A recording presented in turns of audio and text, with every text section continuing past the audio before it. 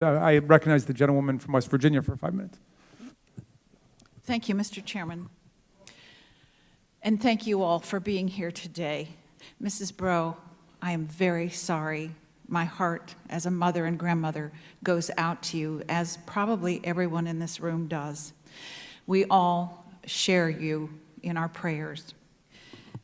I agree with my colleagues. We must condemn white supremacy, hate crimes, and domestic terrorism on every level. Catastrophic events like what happened at the Boston bombing, the rally in Charlottesville, the Chabad synagogue, the Emmanuel AME church, all of these things are abhorrent to me. There is no place in our society for such actions. And this isn't just going on in the United States. This is going on all over the world.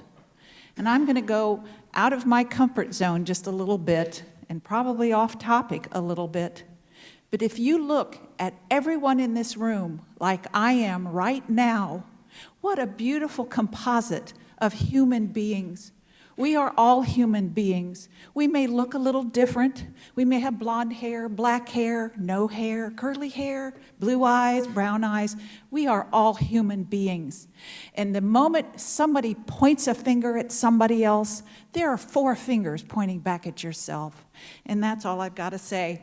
Mr. Salim, is it possible that we can use data to equip and empower our state and our local governments to stop these terrible attacks? Is it possible?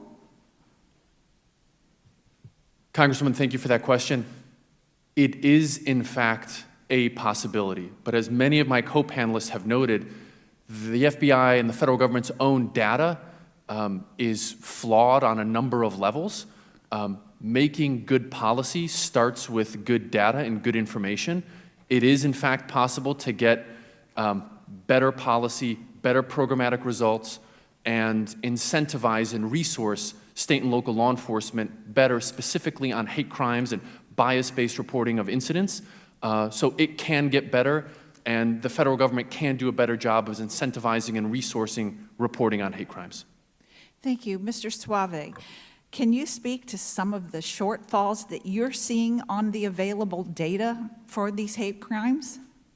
Sure. Well, as I talked about in my opening remarks, and so many people have noted, the FBI data really is incomplete and doesn't actually give us a good picture of how things have changed from one year to another. I mean, I think it really is the case that as we become more aware of hate in our communities, we're paying attention to it. It's going to be reported. We're having national conversations about it.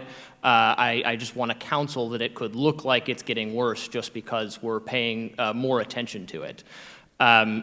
Similarly, and maybe I depart from some of the panelists on this, I'm a little less confident that better data will yield some positive policy result because I haven't seen any evidence or any studies suggesting that the hate crime designations actually do help law enforcement catch more of these people or put more of them away or lead to any decrease in these kinds of crimes. Again, we're talking about things that are crimes regardless of whether they're designated as hate crimes.